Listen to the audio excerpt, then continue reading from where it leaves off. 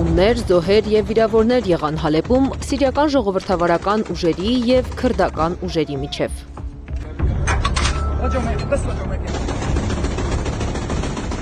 Փամփուշտների տարափ էր, ասում է Հալեպում հայկական համայնքի ներկայացուցիչ Մարիա Գաբրիելյանը։ Այսօր համարյա գսես երեկվա օրը չէ, գրեթե բնականon է, փողոցը,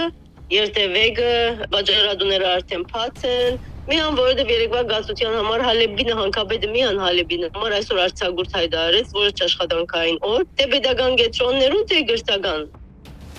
Մեկօրյա հանգիստ է հայտարարվել Հալեպում։ Վիճակը լարվել էր Թուրքիայի արտգործնախարարի գլխավորությամբ Սիրիա ժամանած պատվիրակության այցին զուգահեռ։ Քաղաքականության մեջ բացահայտություն գոյություն չունի, մանավանդ Թուրքիայի և քուրդերի հարաբերությունները նկատի ունենալով։ Սիրիայում քրդերի գլխավորած Սիրիայի դեմոկրատական ուժերի կոալիցիային ճնշելու, վախեցնելու ձևեր են Թուրքիայի աջակցությամբ։ Ինչու են այցելում Սիրիա կամ Սիրիայի հետախուզության, արտաքին հետախուզության ամբողջ ապարատը երկու օրը մեկ Անկարայում է այսպես կոչված խորհրդակցությունների։ Թուրքիան ռազմաբազաներ է ուզում ստեղծել Սիրիայում, բայց Իսրայելը թույլ չի տալիս։ Խնդիրը մեկն է ընդամենը զսպել քրդերի ախորժակը, որպեսզի